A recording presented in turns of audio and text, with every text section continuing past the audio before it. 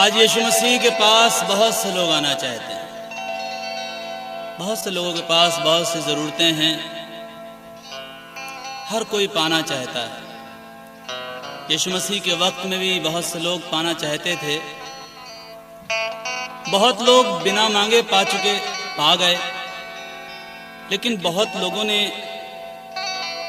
खुदा ने देना चाहा फिर भी वो नहीं ले पाए, क्योंकि वो झुकना नहीं चाहते थे, वो टूटना नहीं चाहते थे, वो अपनी खुदी का इनकार नहीं करना चाहते थे। यीशु मसीह देने के लिए है।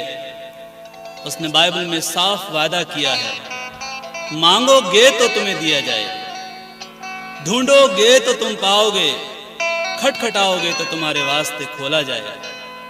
हम मांगते ही नहीं हैं, इसलिए मिलता नहीं है।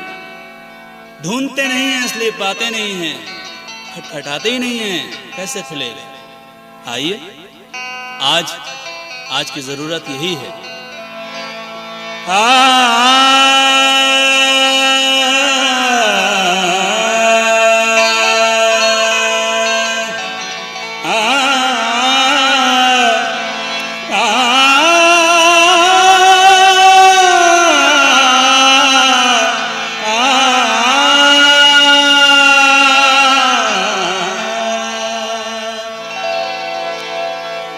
बुलाते हैं सभी को,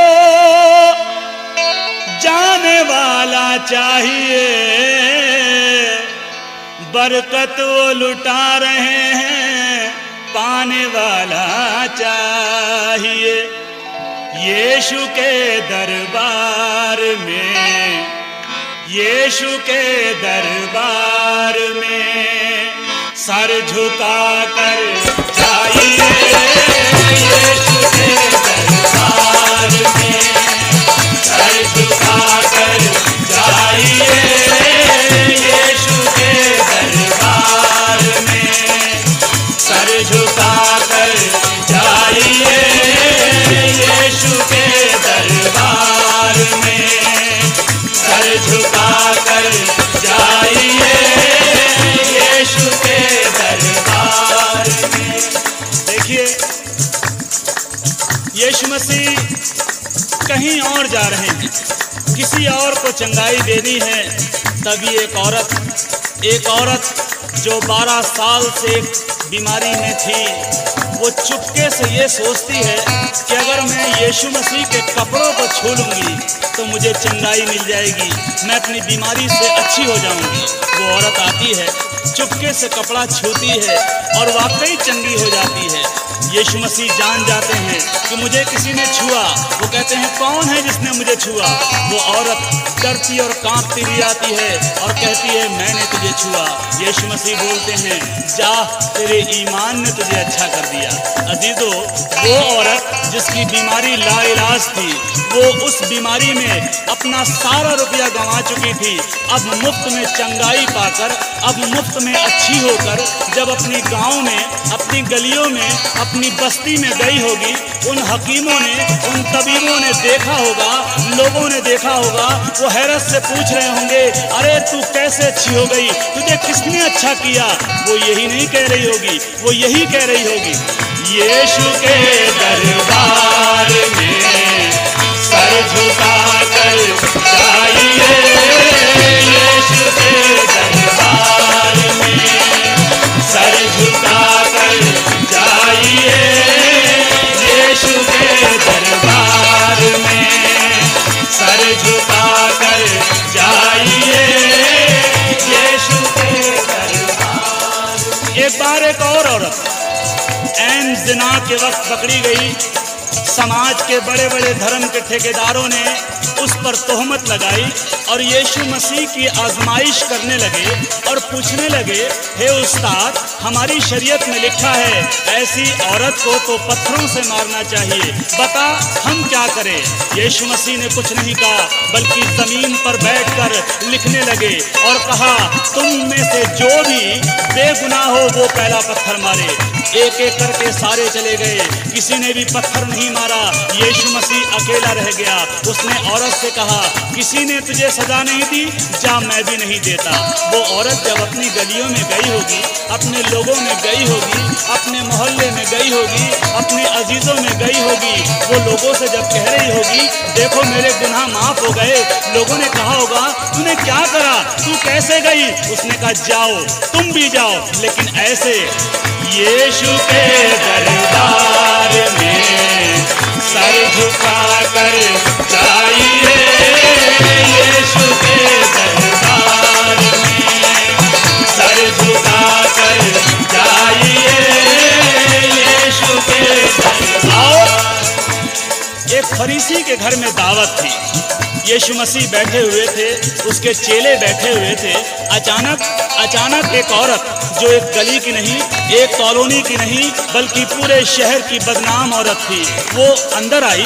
उसे किसी ने नहीं बुलाया था, वो किसी से कुछ नहीं बोली, वो घर के मालिक से कुछ नहीं बोली, वो लोगों से कुछ नहीं बोली, वो यीशु मसीह से भी कुछ नहीं बोली। चुपचाप आई, यीशु मसीह के पैरों के पास बैठ गई, अपने आंसुओं से उसके पैर भिगोने लगी, अपने बालों से उसके पैर पोंछने लगी।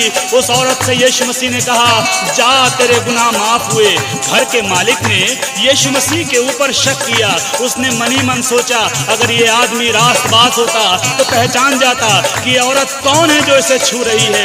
यीशु मसीह जो मन की बातों का जांचने वाला है, उसने उससे कहा, मुझे तुझसे एक बात कहनी है, कौन ज्यादा मोहब्बत करेगा, वो जिसका कम किया गया वो या जिसका ज्यादा माफ किया गया? वो बोला, जिसका ज्यादा माफ किया गया। इसलिए यीशु मसीह बोले, मैं तेरे घर में आया, तूने मुझे पांव धोने के लिए पानी नहीं दिया, लेकिन इस औरत ने अपने आंसुओं से मेरे पैरों को धोया है। तूने मेरे गाल पर चूमा नहीं दिया, लेकिन इसने मेरे पैरों को चूमना नहीं छोड़ा है, इसीलिए इसके गुनाह जो ज्यादा थे माफ हुए। मेरे प्यारों, जब वो औरत अपनी गलियों में गई होगी, अपने शहर के बदनामियों में पहुंची होगी, जो लोग उसे देखकर मुकर जाते थे, जो लोग उसे देखकर मुंह छुपा लेते थे, वो लोगों के सामने बड़े हियाव के साथ, बड़े दिलेरी के साथ कहती होगी, आओ देखो उस खुदावंत को जिसने मेरे गुनाहों को माफ कर दिया, तुम्हें भी माफी मिलेगी। लेकिन ऐसे जाना, यीशु के दरबार में, यीशु के दरबार में सर झुका कर जाइए, यीशु के दरबार में सर झुका कर जाइए,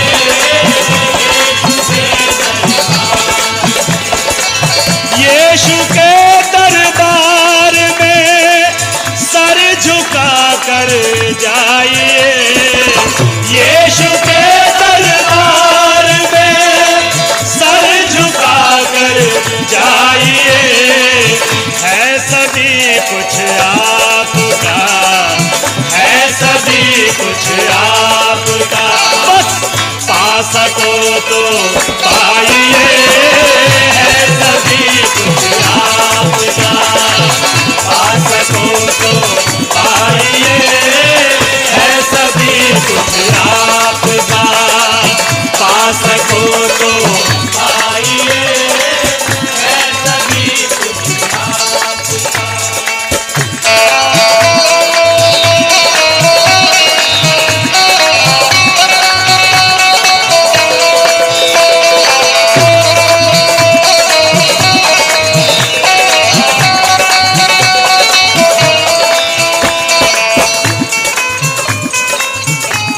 जीवन की रोटी के बारे में बहुत सुना होगा।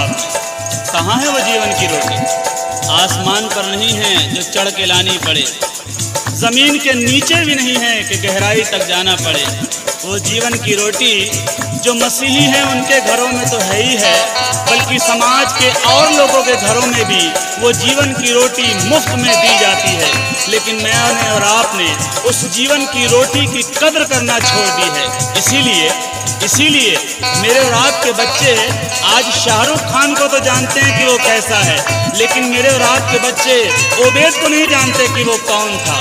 मेरे और आपके बच्चे अजय देवगन को जानते हैं कि वो कैसा है, लेकिन मेरे और आपके बच्चे ईशे को नहीं जानते, अबशालोम को नहीं जानते, अरे किसी को भी नहीं जानते। मेरे और आपकी लड़कियां आज नाओमी को नहीं जानती, मेरी और आपकी लड़कियां आज ओरपा को नहीं जानती। वो श्रीदेवी को जानती हैं कि वो कौन है, कैसी है। कैसे जानेंगी? क्योंकि ये नाम तो बाइबल के अंदर है और बाइबल जीवन की पुस्तक को मैंने और आपने पढ़ना ही छोड़ दिया। इसीलिए आज हमारे बच्चे उस कलाम को नहीं जानते और उनकी जिंदगियां बर्बादी की तरफ बढ़ रही हैं। आप बाइबल को सजा कर मत दिखालों पर रखो, आप बाइबल को सजा कर मत दिखालों पर रखो। है यही जीवन की रोटी, है यही जीवन की रोटी, खा सको तो खाइए। है यही जीवन की रोटी, खा सको तो खाइए। है यही जीवन की रोटी, खा सको तो खाइए। है यही जीवन। बाइबल कहती है, और जो हुक्म मैं आज तुझको सुनाता हूँ वो तेरे मन में बनी रहे, तू इन्हें अपने बाल बच्चों को समझा कर सिखाया करना। घर में बैठते, राह में चलते, लेटते, उठते इनका बयान किया करना और इन्हें अपने हाथ पर निशान करके बांधना। ये तेरी आंखों के बीच टीके का काम दें और इन्हें अपने घर के भीतर की बाजुओं पर और चौखों पर और किवाड़ों पर लिखना। अरे मेरे प्यारों, मैंने और आपने आज सब कुछ छोड़ दिया। इसीलिए आज वो बरकतें जो मेरे और आपके घरों में होनी चाहिए नहीं मिलती। करिए, है यही जीवन की रोटी, है यही जीवन की रोटी, खा सको तो खाइए। है यही जीवन की रोटी, खा सको तो खाइए।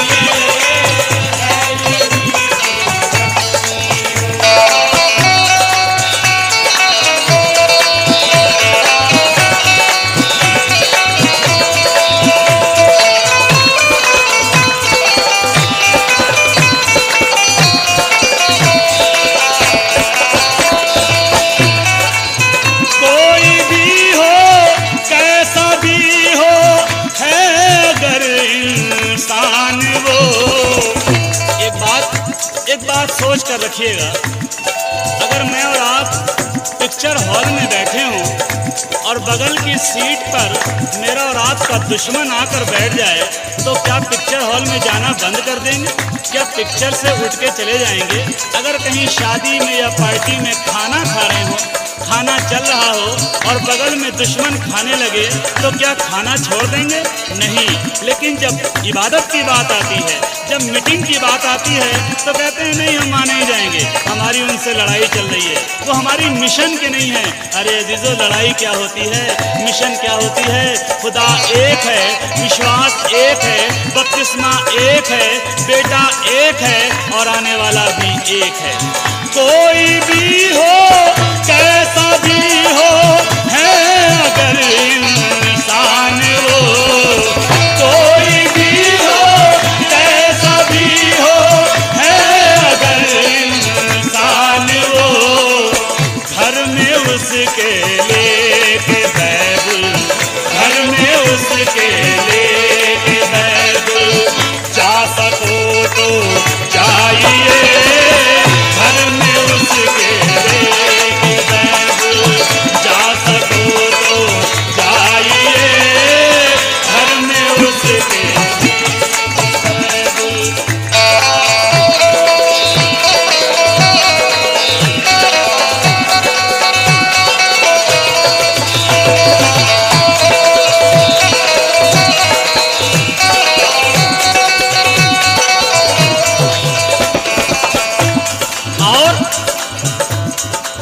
खुदा ने कोई फर्क नहीं रखा।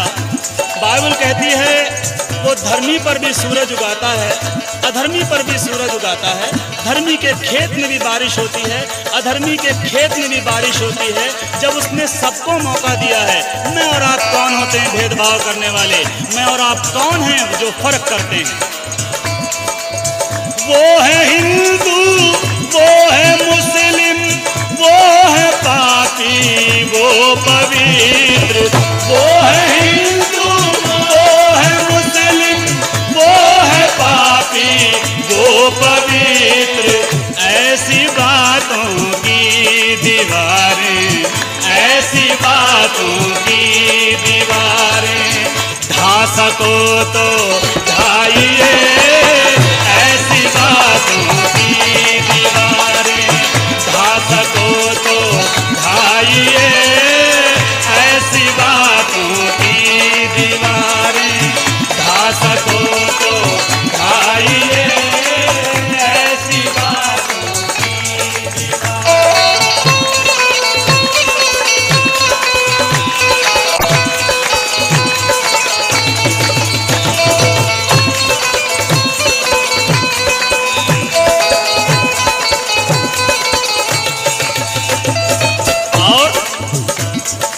आप चाहते हैं आसमान पर फरिश्ते खुशी मनाएं और फरिश्तों को खुशी मनाते हुए देखकर मेरा और आपका खुदा खुश हो, और जब खुदा खुश हो तो मैं और आप जो मांगें वो पालें, तो ये काम करना पड़ेगा। चाहते हो कर फरिश्ते आसमां पर हो मगन, चाहते हो कर फरिश्ते आसमां पर हो मगन। आप यीशु में किसी को, आप यीशु में किसी को ला सको तो लाइए, आप यीशु में किसी को ला सको तो लाइए, आप यीशु में किसी को ला सको तो लाइए। अजीजों, मनादी करने की कोई उम्र नहीं हुआ करती, किसी को सीख या किसी को राह बताने के लिए उम्र नहीं हुआ करती। नामान कोढ़ी को, जो अराम की सेना का सेनापति था, जो ताकतवर था, जो बहुत शूरवीर था, लेकिन उसको कोढ़ था। उसको किसने सलाह दी? किसने सलाह दी कि काश मेरा स्वामी शोमरोन के भविष्यद्वक्ता के पास होता, वो इसके कोढ़ को ठीक कर देता। अराम के सेनापति को ये बात लग गई। उसने अपने राजा बेन-हदद से चिट्ठी लिखवाई इजराइल के राजा योराम के नाम, और जब राजा योराम को वो चिट्ठी मिली, उसने अपने कपड़ों को फाड़ा, अपने सर पर टाट रखा और उपवास करने बैठ गया, ये कहकर निसंदेह ये योराम के ये जो है अराम के राजा ने लड़ाई का बहाना ढूंढा है, मैं क्या खुदा हूँ जो इसके कोढ़ को ठीक करूँ। तब खुदा के दास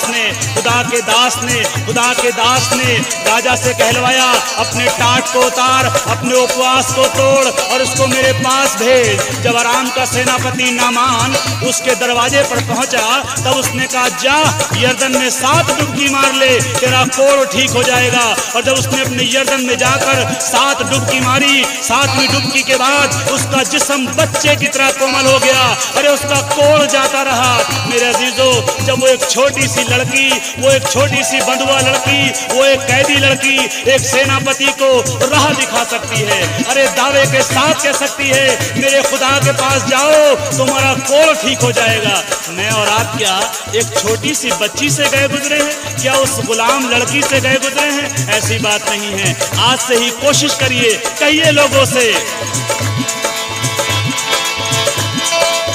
आप यीशु में किसी को, आप यीशु में किसी को ला सको तो